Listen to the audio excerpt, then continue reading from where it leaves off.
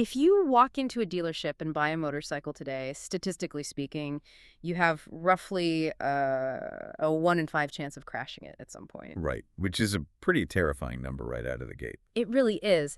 And yet, if you can just hold off on buying that shiny dream bike right away, and if you can force yourself to ride past the 30-minute mark of sheer panic, you can literally hack your body's endocrine system. Yeah, and by doing that, you make those risks absolutely plummet. Exactly. So today, we are completely tearing down the Hollywood fantasy of motorcycling. We are definitely bursting a few bubbles today, I think, Yeah. because, the gap between the leather jacket, wind in your hair fantasy, and the absolute reality of operating that machine, it's just massive. Have you ever sat in traffic in that sterile, climate-controlled metal box you call a car, looked out the window at someone on 2 wheels, and daydreamed about trading places? Oh, yeah, I mean, we've all been there. Right. But we wanted to know what actually happens when the rubber meets the road. And I don't just mean the mechanics. I mean financially, physically, and psychologically. It's a complete ecosystem of risk, reward, and, frankly, biological manipulation. Yeah, today's deep dive unpacks this massive stack of research you've curated for us. We are deconstructing the entire life cycle of becoming a writer. From the very first urge to ride all the way to the dealership floor. Exactly. We are going into the deep psychology of why human beings actually crave this level of exposure in the first place. We're looking at the paralyzing beginner fear that veteran writers just miraculously forget to mention to you. Which is so common, by the way. No, totally. But- And we're dissecting the actual sobering reality of crash statistics. Plus, we're going to expose the hidden financial black holes of ownership that dealerships pray you don't notice. They really do bank on you not doing the math. And finally, we'll give you a highly scientific biomechanical approach to choosing your very first bike. It's a lot of ground to cover. Hmm. But if you understand the underlying mechanisms, the why and the how behind all of this, you transform from a vulnerable target into an informed operator. Okay, let's unpack this. I want to start with the mind. Because if you look at a motorcycle strictly as a tool for transportation, it fails miserably. Right. Objectively, it's terrible. You get rained on, you have zero cargo space, and you're incredibly vulnerable. I mean, a 15-year-old Honda Civic is infinitely more practical. So why do people actually subject themselves to this? Well, to understand that, we have to look past the utility and focus on the internal experience. We have this fascinating phenomenological study by researcher J. Paul Rand. Yeah, the Rand study was wild. It really was. Wow. He specifically investigated the psychology of what he calls leisurely motorcycle riding. Now, we have to define our terms right away. He completely excludes the stressful stop-and-go daily commute in heavy urban traffic. Yeah, fighting for your life between minivans and garbage trucks on a Tuesday morning doesn't sound very therapeutic. Not at all. That's just commuting with a higher chance of a hospital visit. Exactly. The physiological response to urban commuting is pure stress. But leisurely riding, as Rand defines it, is about intentional escape. It's intrinsically motivated, it's completely autonomous, and it usually involves heading out to rural, less trafficked back roads. What Rand found is that riders almost never define a good ride by the destination. Right, the destination is totally secondary. The destination is just an excuse to engage in the process of removing themselves from the complexities of modern living. That really jumped out at me in the interview transcripts. One writer, a guy named Jimmy, he said he just grabs his gear, warms up the engine, and decides in the moment if it's going to be a 25-mile loop or a 250-mile cross-country run. Yeah, the geographical endpoint didn't matter at all to him.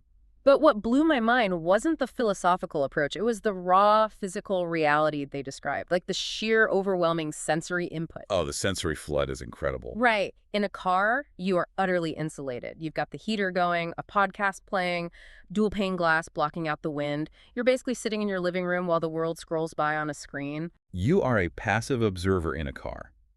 On a motorcycle, you are an active participant in the environment. The study highlights this profound, almost aggressive, heightened sensory awareness. Like the sounds, right. Yes.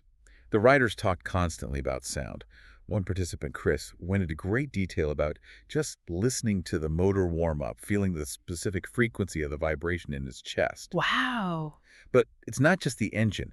It's the sudden 10-degree temperature drops when you ride through a shaded valley that you'd never ever notice in a car. Oh, sure. You're in a climate-controlled bubble in a car. Exactly. On a bike, you feel the shade. It's the smell of cut grass or a bakery or an approaching rainstorm. The brain is just flooded with real-time, unfiltered data, and intuitively you would think that being bombarded with all that noise, wind, and vibration would be exhausting. Right, you think it would induce a panic attack. But the study reveals this incredible paradox. The writers call it thinking without thinking. It's a brilliant phrase, really, Yeah. because it perfectly describes a known psychological phenomenon. The sensory input of riding a motorcycle at speed is so massive, and the physical stakes are so absolute, that it forcefully demands your immediate, undivided attention. You literally can't afford to be distracted. Exactly. You do not have the cognitive bandwidth left over to worry about your mortgage rate or that passive-aggressive email from your boss or whether you left the stove on. It's like a forced RAM clear for your brain. Yes. Like if your computer is freezing up because you have 50 tabs open, riding a motorcycle is hitting Control-Alt-Delete and closing all of them except the one labeled survival. That is a perfect analogy. You are shutting down all the background applications. One writer in the study, Neil, explained it wonderfully. He admitted he tends to live inside his head, constantly ruminating. A lot of us do, yeah. But the moment he hops on the bike, he is so deeply involved in the physics of cornering, braking, and monitoring traction that the conscious, anxious thoughts are literally shoved out of his working memory. In Rand, the researcher, he links this directly to relaxation and problem resolution, doesn't he? He does. Okay, but how does shutting the brain off actually solve problems? I mean, if I ignore my mortgage, the bank doesn't just forget about it. Consciously, no. The bank is still there. But this aligns beautifully with the cognitive psychology concept of flow. Right, the flow state. Exactly, that state of optimal human performance where you are completely fluidly immersed in a challenging task. When a writer enters a flow state, the conscious analytical mind, the prefrontal cortex, which is the part of your brain that ruminates, calculates, and stresses its force to quiet down, we call this transient hypofrontality. Transient hypo what? Transient hypofrontality basically means the temporary downregulation of the front part of your brain. Ah, okay. And when that loud, anxious part of your brain quiets down, it allows the unconscious mind to take the wheel for a bit. And your unconscious mind is incredibly adept at connecting disparate ideas and solving abstract problems in the background. So it's like sleeping almost. Very similar. It's very similar to the cognitive processing that happens during REM sleep. By removing the active stressor of the conscious thought, the brain untangles those complex issues in the background. Writers in this study consistently likened this to a form of deep therapy. So it's essentially a high-speed Zen meditation, but it's not just about the environment or the wind. It's deeply tied to the tool itself, right? Oh, absolutely. The machine is central to the experience. Rand's study goes incredibly deep into the writer's intense psychological commitment to the motorcycle. Like, they don't talk about it like it's a toaster or a lawnmower. They talk about it like it's a living, breathing partner. Yeah, one writer literally said, "You and the machine are one." But here is something I want to dig into because it's a very specific quirk from the study. Why do so many of these writers constantly refer to the bike using feminine pronouns? It is so pervasive in the culture. It really is. It's never it, it's she. Like, am I pushing her too hard? Is she running rich? Yeah. What is the psychological mechanism there? Well, Rand actually pauses his primary research to analyze this exact phenomenon because it's so culturally unavoidable. He offers a few different psychological frameworks to view this through. Okay, let's hear them. So from a classical Freudian perspective, it could be seen as a projection of the pleasure principle onto a non-living object. It's a deeply ingrained, almost organic connection to the machine that provides the physical thrill. So the ultimate mechanical romance, Freud always brings it back to that, doesn't he? He certainly does. Everything is romantic or sexual with Freud. But if you look at it through a Jungian lens, the symbolism gets much richer. How so? Carl Jung believed in the concept of the anima, which posits that men possess an unconscious feminine psychological side. Jungian scholars might argue that as these writers create this profound emotional and physical bond with this powerful, roaring machine, they are projecting that internal feminine archetype, specifically the great mother figure, outward onto the motorcycle. A mother figure. Yeah, the bike becomes a nurturing, grounding entity that physically carries them through the world.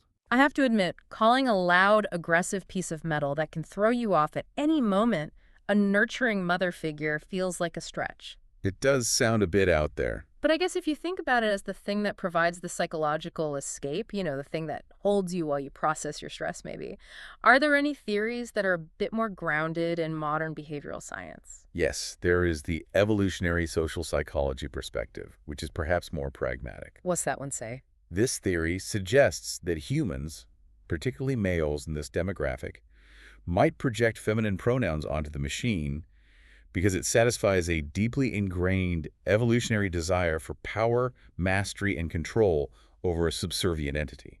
Interesting. It's the psychological need to tame and control the raw, chaotic energy of the organic machine beneath them. It's the horse and the cowboy. Exactly. It's taming the wild beast. Now, Rain is careful to note in the study that without interviewing a large cohort of female writers and running specific personality indices, it's hard to definitively prove which of these three theories holds the most water. Sure, that makes sense. But the underlying takeaway is that the sheer prevalence of this gendered language is undeniable proof that this isn't just transportation. It is an intense emotional and psychological union between writer and machine. It's a partnership. And that brings up this incredible duality from the research. There's this tension between total autonomy and instant community. The contrast is so sharp. Think about it. You are in the sensory bubble, completely alone inside your helmet, wrestling with the physics of a curve. You are as isolated as a person can be, and yet the second you pass another rider on the road going the opposite direction, there is this instant, unspoken acknowledgement. The motorcycle wave. Two fingers drop low to the side. Yes, the wave. One of the writers in the study, Andy, noted that the moment you first get on a bike, there is an immediate feeling of brotherhood. Complete strangers just wave at you. Right. You feel this profound sense of inclusion, even though you are physically separated from everyone else. And the writers also talked heavily about the stereotype versus their actual reality. That is a crucial cultural disconnect. When the average person in a car sees a pack of cruisers rumble past, wrapped in black leather and bandanas, the immediate thought is often, oh, these guys are aggressive, they're outlaws, they're a threat. Right, it's the Sons of Anarchy effect. Everyone thinks they're in a biker gang. But the internal psychological reality of the writer in that exact moment is completely opposite. As we discussed, they're usually in a deeply reflective, calm, almost meditative flow state. They're basically doing yoga in their heads. Literally. They are just enjoying the smell of the pine trees and feeling the temperature of the air change.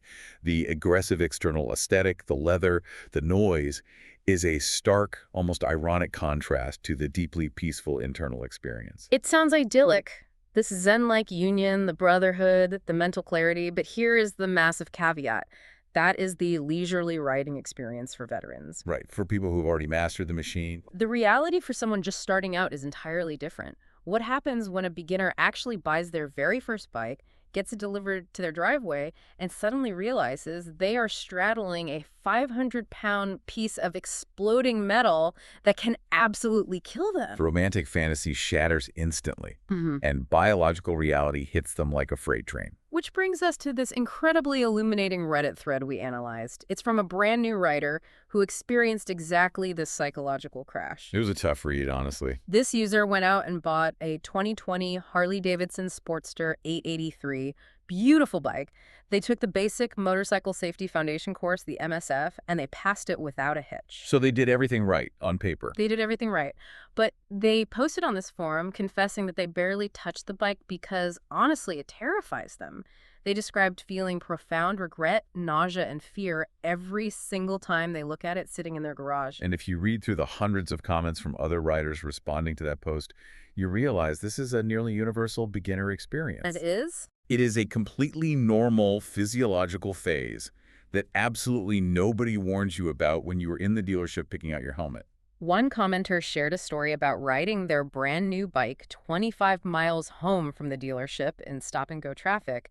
They said their heart rate was pounding against their ribs, their hands were physically shaking on the grips, and they legitimately don't think they blinked a single time for the entire 25 miles. That sounds exhausting. Buying your absolute dream bike as your very first bike, it's like showing up for your first day of culinary school having never cooked an egg, and the instructor immediately hands you an industrial blue torch and a live, thrashing lobster. Oh, that's brilliant. You aren't learning how to cook, you are just trying to survive the lobster. That is highly accurate. And there is a neurological reason for that panic. When you are terrified, your sympathetic nervous system takes over. Your cognitive load is entirely maxed out, just managing the existential fear. Just trying not to crash. Exactly. That leaves you with zero working memory to actually learn the fine motor skills required to ride. Things like feathering the friction zone of the clutch, smooth throttle roll-off, or the counterintuitive physics of pushing the handlebars away from the direction you want to turn. You simply cannot learn while you are panicked. But there is a biological hack to get through this, right? It was beautifully articulated by a veteran writer deep in that same Reddit thread. Yes, the 30-minute adrenaline rule. I found this absolutely fascinating because it takes the emotion out of it and turns it into chemistry. Tell me how this works. So the veteran writer explained a very specific physiological timeline. If a terrified beginner goes out and rides for 10, 15, or even 20 minutes, they are going to spend every second of that ride swimming in a toxic soup of anxiety. So they never get past the fear phase. Right. They will come home shaking, put the kickstand down, and think, well, I made a huge mistake. This isn't for me. But if you force yourself to ride past the 30-minute mark, ideally doing laps in a very safe, low-traffic environment like an empty high school parking lot, something profound shifts in your body. Because you literally run out of panic juice. Exactly. Your body is governed by its endocrine system. You can physically only sustain a massive fight-or-flight adrenaline dump for a limited window. The body just can't keep it up. No. The adrenal glands simply cannot maintain that level of acute hormonal output indefinitely. Eventually, the cortisol and adrenaline levels peak, and they begin to metabolize and burn off in the bloodstream. So right around that 30 or 40-minute mark, your body basically looks around and says, well, we haven't died yet, so I guess we can calm down. That's precisely what happens. The parasympathetic nervous system starts to kick back in. Your heart rate finally drops, your breathing deepens and slows, and suddenly, the crippling fear dissipates. And that's when you can actually learn. Yes. Only then can your prefrontal cortex come back online, allowing you to actually focus on enjoying the mechanics of the ride and analyzing your technique. You literally have to outlast your own biological survival instincts to teach your brain that the activity is safe. But that leads us directly into what several commenters and a video we analyzed from the Ride2 channel called the dream bike fallacy. This is such an important concept. It's the idea that your first motorcycle should absolutely never, under any circumstances, be your dream motorcycle. It is the single fastest way to ensure that riding becomes stressful, expensive, and ultimately abandoned entirely. The logic is airtight once you hear it. If you buy a pristine, expensive, heavy dream bike, say a brand new $15,000 Harley or a flawless Italian sport bike, you are introducing a massive layer of constant background anxiety. Right, because you're terrified of ruining it. You aren't just scared of the physics anymore. You are terrified of the finances. You are scared of scratching the flawless paint. You are terrified of dropping it at a stoplight in front of traffic. You're worried about the sky-high insurance premiums and whether it will get stolen if you park it outside a cafe. And that financial anxiety dictates your physical behavior. It completely changes how you ride. How so? You hesitate at intersections. You only take the bike out on perfectly sunny, dry days. And most critically, you avoid practicing tight, slow-speed U-turns in parking lots, which is the most essential skill a beginner needs, because you are terrified of dropping a heavy, expensive machine and shattering a $500 plastic fairing. So because you avoid the difficult maneuvers, your skills completely stagnate. You never actually get better. The overriding point here is that your first bike is not a trophy.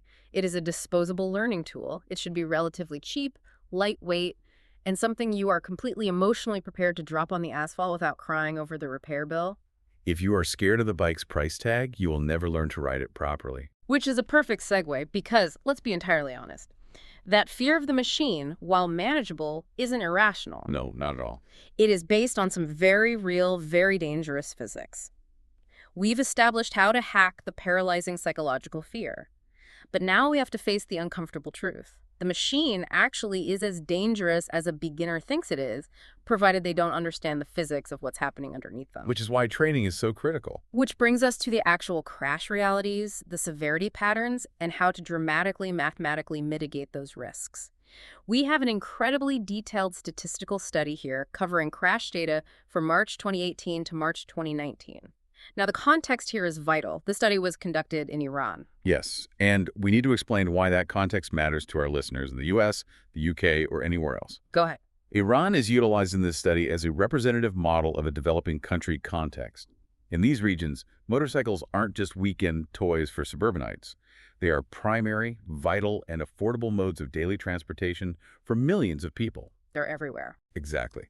This massive, widespread adoption completely changes the statistical risk landscape because of the sheer volume of two-wheeled traffic. Right. Even if you aren't dodging livestock or a family of four on a scooter in Tehran, the fundamental physics of a motorcycle striking a solid object remain identical whether you are in Iran, Indiana, or London. Physics don't care about borders. Flesh meets asphalt the same way everywhere. And the raw numbers in this dataset are staggering. Motorcycles were responsible for 20% of all traffic crashes in the study, but they accounted for 38% of all injury crashes and 15% of all fatal crashes. The disproportionate outcomes are the key.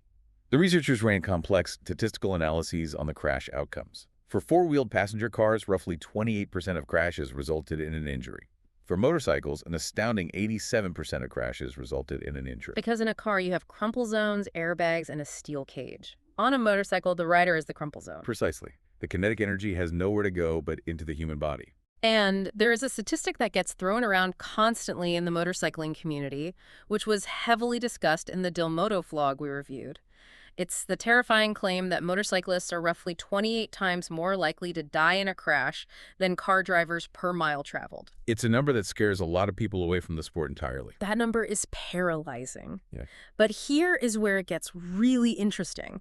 You can actually slash that multiplier through purely behavioral choices. This raises a vital question about how we, as the public, interpret statistics. That 28 times multiplier is an aggregate average. It lumps together every single type of rider on the road. The safe ones and the reckless ones. Exactly. But as Delmoto points out, if you start peeling back the layers of that data and strip away the most egregious voluntary risk factors, the danger plummets. What are those specific factors? A massive percentage of those fatalities involve riders who are heavily intoxicated. Another massive chunk involves riders who are excessively speeding far beyond the flow of traffic. Then you have riders wearing absolutely no protective gear or helmets, and riders operating without formal training or even a valid motorcycle endorsement on their license. So if I am a sober rider going the speed limit, wearing a DOT-certified helmet and an armor jacket, and I've actually passed my MSF safety course, I'm mathematically not in that 28x bucket anymore. Exactly. Your personal risk profile drops dramatically. Delmoto estimates that for a responsible, geared, sober rider, the risk drops from a 28x multiplier down to roughly an 8 to 10x multiplier compared to a car. Wow, that's a huge drop. Now, we have to be clear, being 8 to 10 times more likely to be injured than someone in a Volvo is still a highly significant risk. But it transforms the act of riding from a perceived death wish into a calculated, mathematically mitigatable hazard. But even when you mitigate those behavioral risks, accidents still happen. The Iranian study broke down exactly what specific factors and scenarios cause the most severe crashes, and this is where the paper gets a bit dense. It gets very heavy into the statistics. The authors state they used an ordered logistic regression model to figure this out. I have to stop you right there. What is an ordered logistic regression model? Because in plain English, that just sounds like they mathematically isolated exactly which bad decisions guarantee you a hospital visit, right? That is a very good plain English translation. An ordered logistic regression is just a statistical tool used to predict an outcome that has a natural order. In this case, the order of severity is property damage only, injury, or fatality. Okay, got it. The model isolates individual variables like time of day, type of road, or type of collision to see how much each specific variable mathematically increases the odds of moving up that ladder from a scratched bike to a fatality. Okay, that makes sense. So what did the model actually find? What type of crash is the worst? Well, overturned crashes where the rider just loses traction and the bike flips or low slides are highly severe. Two motorcycle crashes are also disproportionately severe because you have two completely unprotected bodies colliding. Makes sense. But the collision type with the absolute highest marginal effect on increasing the probability of severe injury and fatality is, surprisingly, a motorcycle pedestrian crash. Wait, hitting a person on foot is worse for the rider than hitting another vehicle. Why? The researchers found that hitting a pedestrian increases the probability of an injury crash by 0.289 and a fatal crash by 0.019 in their specific model. The mechanics here are uniquely brutal. How so? When a rider sees a car pulling out, they brake in a straight line. But pedestrians are entirely unpredictable. They dart out. When a rider suddenly sees a pedestrian, the instinctive reaction is a violent, panicked swerve. And swerving at high speeds on a bike is dangerous. Incredibly, this sudden shift in weight and geometry causes the rider to lose total control of the bike, often resulting in them being high-sided, which is violently ejected over the handlebars, or sliding under oncoming traffic. The kinetic energy transfer is chaotic and completely unmanaged. It's the unpredictability that causes the catastrophic loss of control. But there was another data point in this regression model that made me do a complete double take. Hold on, look at this data point on page 4 of the study. Am I reading this right? It says that riders who are not at fault in a crash actually suffer significantly worse physical injuries than the riders who are at fault and actively causing the crash. That's what the data shows. That makes zero logical sense. How does doing absolutely nothing wrong get you hurt worse? It seems completely counterintuitive, almost unfair, but it comes down to the biomechanics and the psychology of anticipation. Break that down for me. Let's look at the scenario. If a rider is at fault, say they are aggressively speeding, weaving through traffic, or trying to beat a red light, their brain is acutely engaged in that risky maneuver. They are hyper-focused on watching the gap close. Right. They see the bumper coming. They know they've messed up. Precisely. And in that fraction of a second, when the collision becomes mathematically inevitable, they have acute awareness. And the human body instinctively reacts. They tense their muscles, they grip the tank with their knees, they brace their arms for impact. They are physically preparing to absorb kinetic energy. Okay, but consider the not-at-fault rider. Right. This rider is usually taken entirely by surprise. They are cruising legally through a green light at a relaxed pace, and a car suddenly runs a red light and T-bones them from the side. They have absolute zero anticipation. So they don't tense up at all. Exactly. They don't brace, they don't adjust their center of gravity, they don't tuck their chin. Because they're caught entirely off guard, they lose balance instantly and are thrown from the machine in a completely relaxed, unprepared physical state. Like a rag doll. Yes. The lack of neuromuscular bracing leads directly to far worse physical outcomes, like severe spinal trauma and catastrophic bone fractures, because the limp body is ragdolled by the violent kinetic energy transfer. That is horrifying, but the biomechanics of it make absolute sense. Your muscles act as a shock absorber, but only if they know the shock is coming. The study also revealed another deeply counterintuitive finding that they called the infrastructure paradox. This one is fascinating. If you ask anyone where the most dangerous place to ride a motorcycle is, they will instantly say it's screaming down a multi-lane, high-speed highway surrounded by semi-trucks. But the data unequivocally says that secondary streets slower, local roads see much higher severity crashes than highways. Why is a 35-mile-per-hour road deadlier than a 70-mile-per-hour highway? This is a fascinating intersection of infrastructure and behavioral psychology. The researchers ran specific tests on this correlation. What did they find? Well, high-speed highways typically have heavy visible traffic surveillance. They have speed cameras, highway patrol cars, clear lane markings, and controlled access points with no cross-traffic. This strict infrastructure forces behavioral compliance. Because everyone feels watched. Exactly. Because everyone is going the same direction and feels heavily monitored, people tend to wear their helmets, maintain their lanes predictably, and flow smoothly with the traffic. But on secondary streets, it's the Wild West. Exactly. On secondary streets, surveillance and enforcement dropped to near zero. The data showed a massive positive correlation between these secondary roads and a phenomenon they termed rule ignorance. People just stop caring. Because riders feel unmonitored, this is where you see the egregious behaviors: riding without helmets, running red lights, weaving recklessly through residential zones, and drunk riding. And you mix that with the environment itself? Right. When you combine that rampant risk-taking behavior with the fact that local streets have blind driveways, cross-traffic, and unpredictable pedestrians, the kinetic outcome is far more severe accidents, despite the lower average speeds. It's not the speed of the road that kills, it's the human behavior the road inadvertently encourages. So let's talk about the specific humans who are getting hurt, the demographics of danger. The study highlighted 2 highly vulnerable age groups that bookend the data. Yes, the very young, meaning riders under 25 and older riders over 56. The older demographic makes sense physically. It does.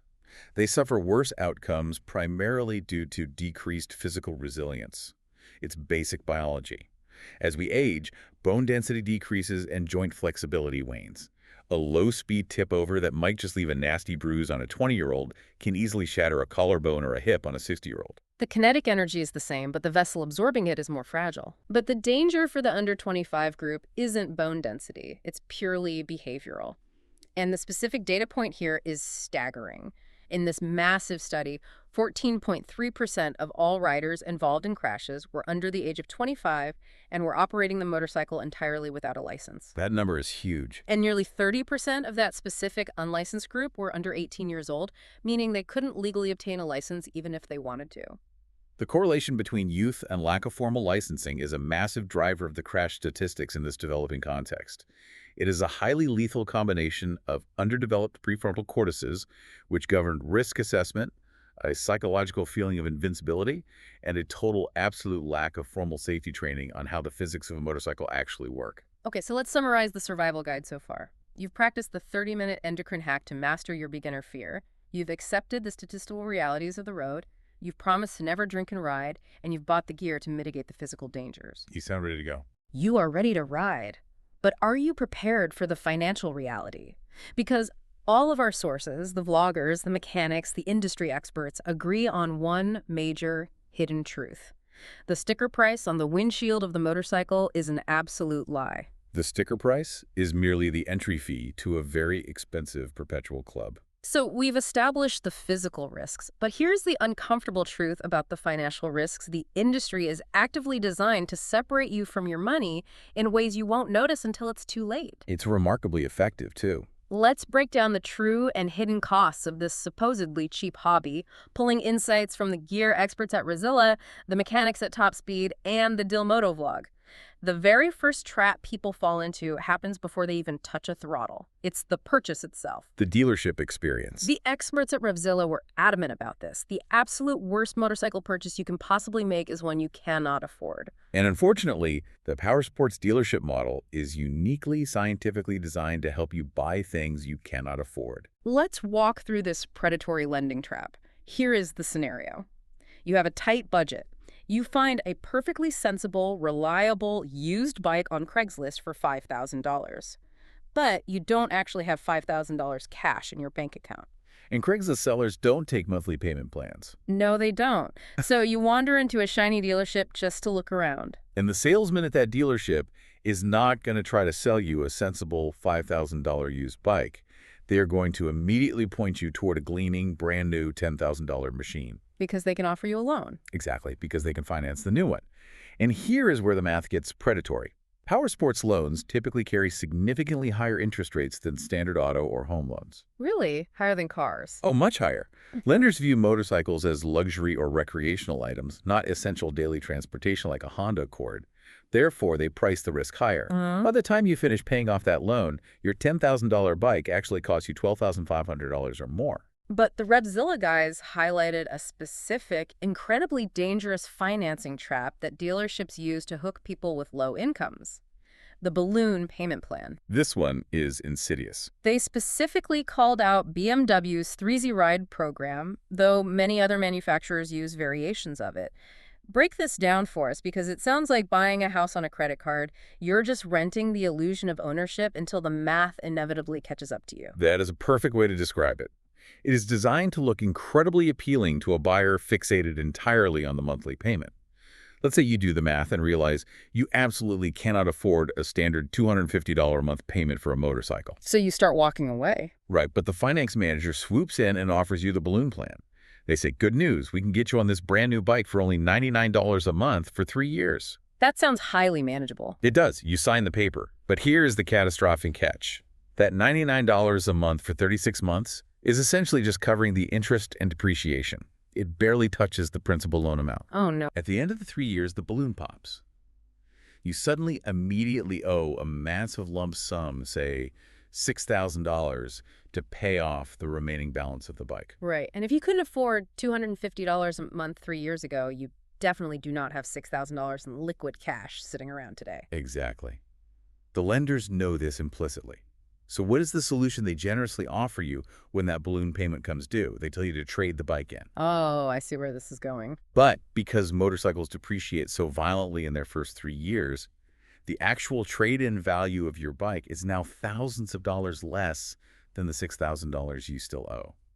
You have severe negative equity. You are completely underwater. So what happens? Do they just repo the bike? The dealer smiles and offers to roll that negative equity into a new loan for another brand new bike. So now you're paying for the new bike, plus the debt you owe on the old bike you don't even own anymore. That's insane. Now your monthly payment jumps to $150 a month, the total debt is snowballing exponentially, and you are trapped in a perpetual, inescapable cycle of financing. You never actually own the machine, you are just perpetually leasing debt. It's a complete financial black hole. But let's say you are smart, you listen to this, you avoid the financing trap entirely, and you buy a sensible used bike in cold, hard cash. You still have to protect your physical body. Which is not cheap. And this is where new riders completely blow their budgets. Let's talk about the myth of one-and-done gear. This is a classic oversight. A new rider will meticulously budget $4,000 for the motorcycle, but completely forget the gear, which can easily add another $1,500 to $2,000 to the initial cost. The mechanics at Top Speed break this reality down meticulously. Let's start with the most important piece, the helmet. A proper, safe, DOT or ECE-approved helmet will run you anywhere from $200 for a basic model to $800 or more for a premium brand like Shoei or Arai. It's a huge investment. But the problem is, it doesn't last forever, does it? It's not like buying a hammer. No, it absolutely does not last. A motorcycle helmet is a highly specialized, degradable tool. Degradable. Yes. The outer shell is just fiberglass or polycarbonate to prevent abrasion. The actual life-saving core of a helmet, the part that protects your brain, is made of expanded polystyrene, or EPS foam. Basically like a cooler. Very similar. Oh. Over time, constant UV exposure from the sun, the salt and oils from your own sweat, and general environmental degradation break down the microscopic structural integrity of that EPS foam. It becomes brittle. So it stops working. Therefore, all major safety foundations and manufacturers strongly mandate replacing a helmet every 5 years from the date of manufacture, regardless of how pristine it looks on the outside. Okay, replacing an $800 helmet every 5 years hurts, but it's manageable. But it gets worse. Let's say you walk into a gas station, you leave your helmet balanced on your handlebars, and a gust of wind knocks it off. It falls 3 feet onto the concrete parking lot. There's just a tiny scratch on the paint. You have to throw the helmet in the garbage and buy a new one immediately. Wait, really? A 3-foot drop with no visible cracks? That seems like a scam by the helmet companies to sell more helmets. It sounds like it, I know, but it's pure physics. The EPS foam inside the shell is specifically engineered for single-use catastrophic failure. It is designed to crush inward upon impact. To absorb the blow. Right. As it crushes, it absorbs and dissipates the kinetic energy that would otherwise travel directly into your skull and brain tissue. The critical issue is that EPS foam does not bounce back. It has no memory. Once it compresses, it stays compressed. So you're saying that when it hits the concrete from 3 feet up, the foam inside crushes against the weight of the helmet itself? Exactly. It creates unseen microcracks and permanently compressed void spaces between the outer shell and the inner lining. If you continue wearing that dropped helmet and you get into an actual 40-mile-per-hour crash and hit your head on that exact same compromised spot, there's literally no foam left to crush and absorb the impact. The energy just goes right into your head. The kinetic energy bypasses the foam and transfers directly to your brain, causing severe concussions or worse. Dropping a helmet on the floor is an instantaneous $500 mistake. That is terrifying, but it makes absolute sense when you explain the cellular structure of the foam. Yeah. And it's not just helmets that drain your wallet. You need an abrasion-resistant jacket, armored gauntlet gloves to protect your knuckles, and steel shank-reinforced boots so your foot doesn't get crushed if the bike falls on it. It all adds up very quickly. And Top Speed brings up a hidden multiplier that nobody thinks about. The family multiplier. Yes, riding rarely remains a solitary expense if you have a family. Right, you buy all this expensive fitted gear for yourself, you look great, but then your partner decides they want to join in. They want to ride pillion on the back of the bike for a weekend trip. Suddenly, you are instantly doubling your entire gear budget. You cannot ethically let them ride on the back in a t-shirt while you wear armor. So you need a second $500 helmet, a second $300 jacket, a second set of gloves and boots. And you have to modify the bike for them too. Exactly. If you want them to actually be comfortable for more than 20 minutes, you are now modifying the bike.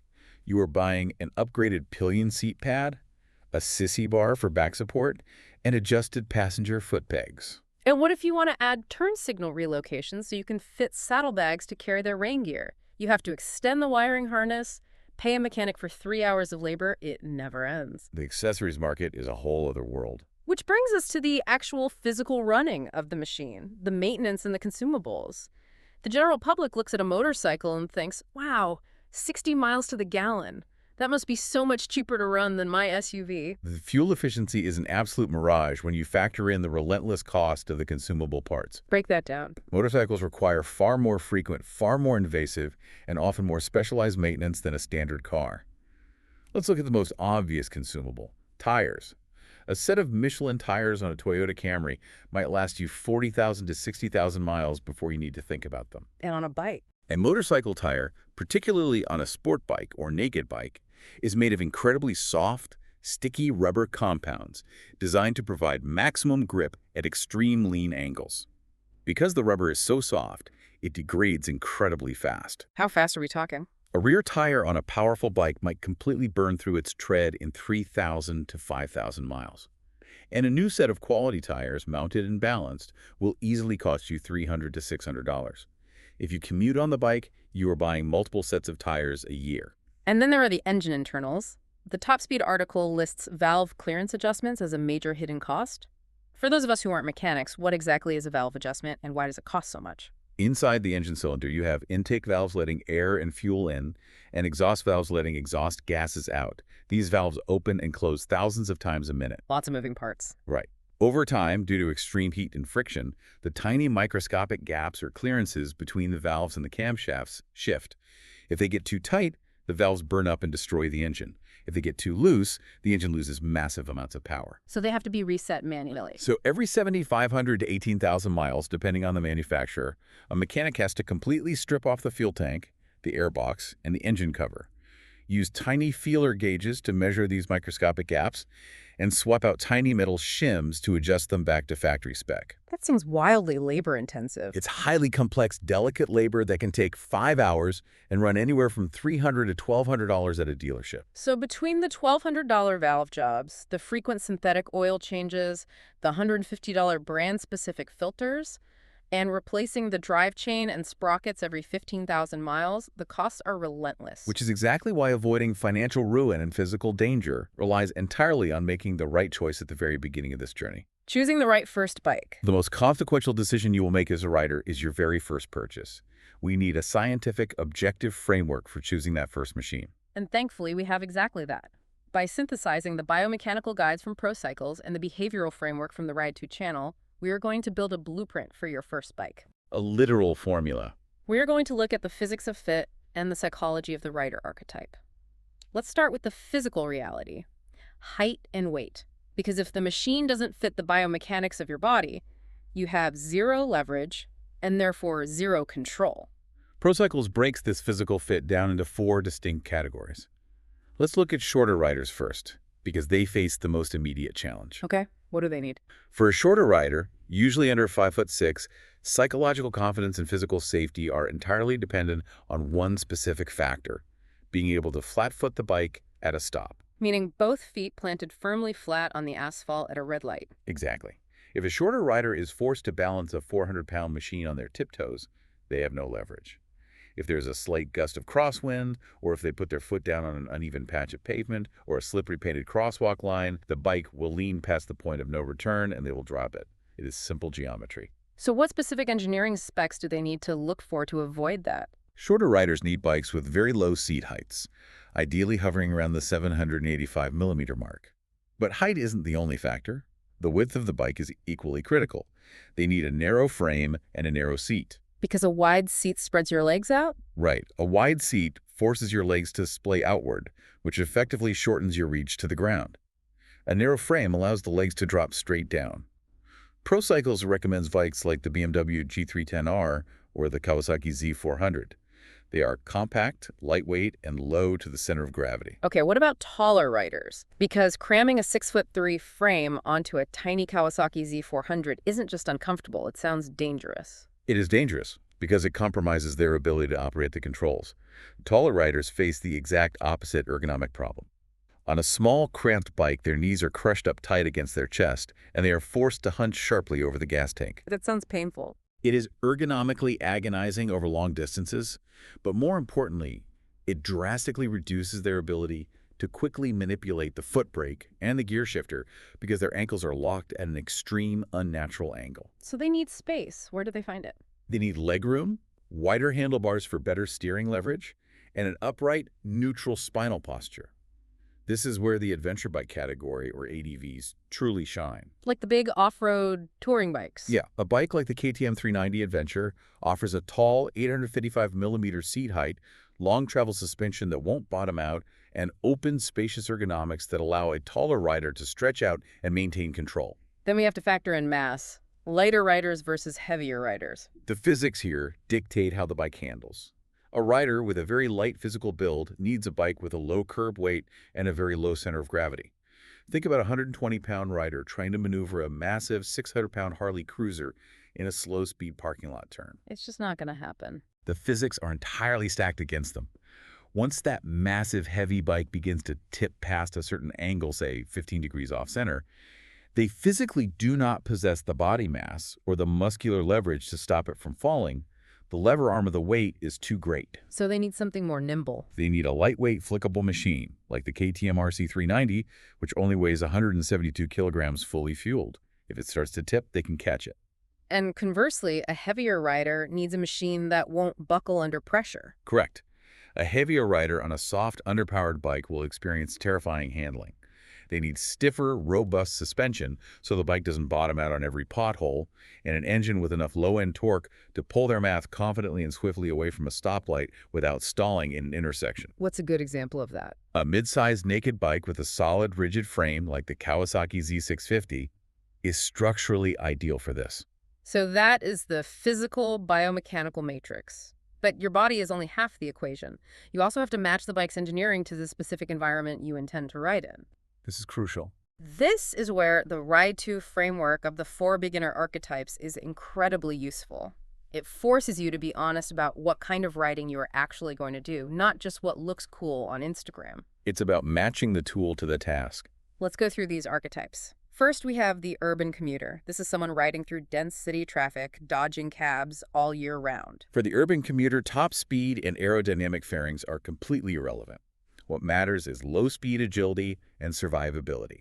You need a bike that is lightweight, with narrow handlebars specifically for filtering safely between lines of stopped cars. And probably a smooth throttle. Yes, you need a highly predictable, linear throttle response so the bike doesn't lurch when you are rolling along at 5 miles an hour.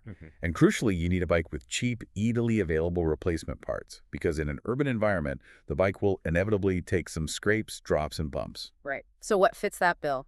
The Yamaha MT-03 or the Honda CB300R are perfect utilitarian tools for this exact job. Next archetype, the weekend rider.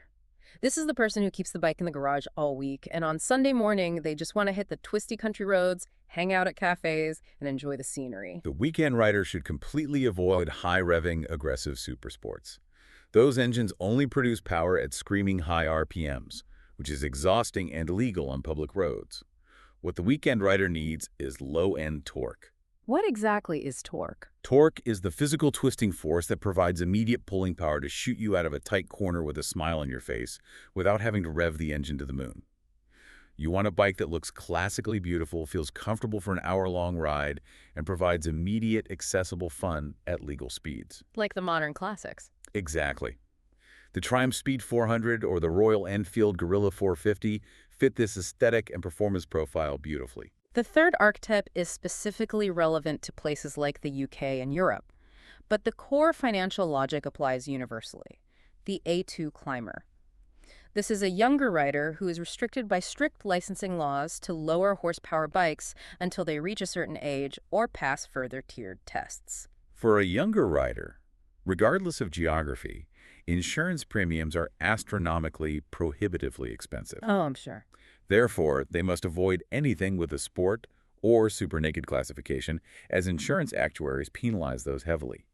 They need a bike with a neutral, forgiving handling profile, rock-solid mechanical reliability, and excellent resale value, because they will absolutely be selling it in 2 years when they upgrade their license. So what's a good investment for them?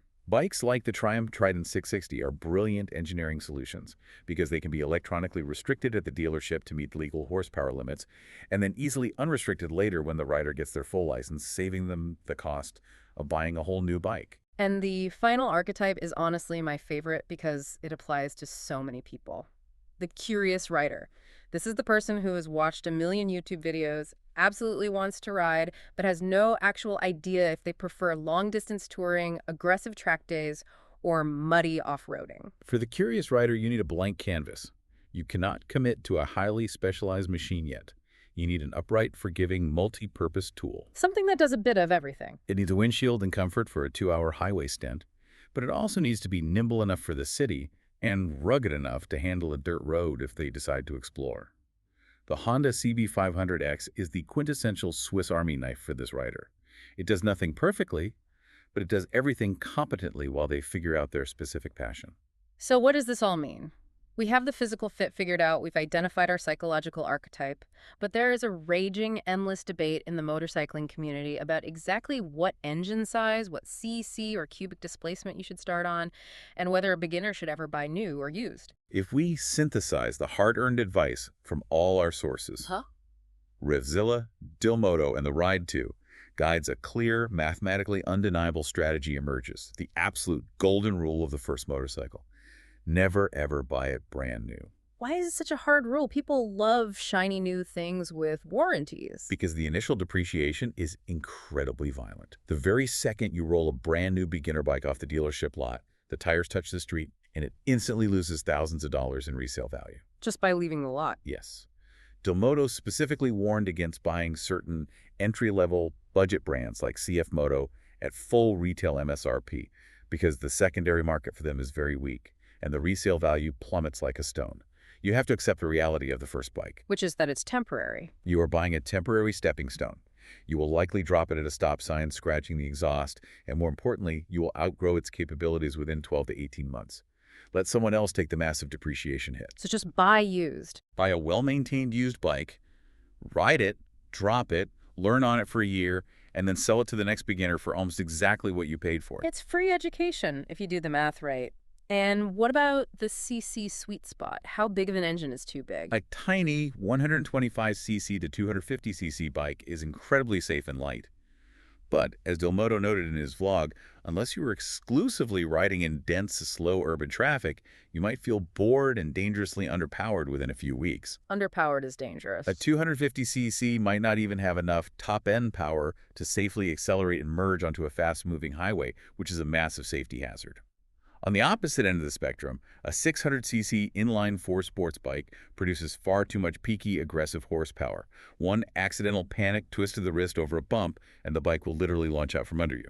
So where's the middle ground? Therefore, the statistical Goldilocks zone for a responsible adult beginner is generally a used 400cc to 500cc twin-cylinder motorcycle. It has enough torque and top speed to keep you engaged and safe on the highway for a year or two, but it won't violently punish your clumsy beginner mistakes. Now let's play devil's advocate for a second. Let's say someone listening to this right now already made the mistake. They didn't hear this deep dive in time. They went to the dealer, got hypnotized by the shiny paint, bought the completely wrong bike for their body type, and now their lower back hurts every time they ride it. That happens so often. Do they just have to sell it at a massive $5,000 loss and start over? Not necessarily. Before taking a devastating depreciation hit on a trade-in, there are several mechanical ways to salvage the mistake. You can fundamentally structurally alter the ergonomics of almost any motorcycle. Oh, how so? If you're leaning too far forward and your wrists and lower back are screaming, you can install aftermarket bar risers. These are metal spacers that physically bring the handlebars an inch up and an inch back toward your chest, completely changing your spinal angle. That seems easy enough. If your knees ache, you can buy adjustable rear sets to change exactly where the foot pegs rest.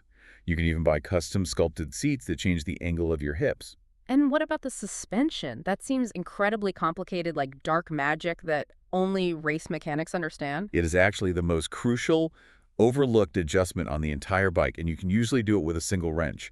You absolutely must adjust the suspension sag to match your specific geared-up body weight. Okay, pretend I am 5 years old. What is suspension sag and how does it hurt me?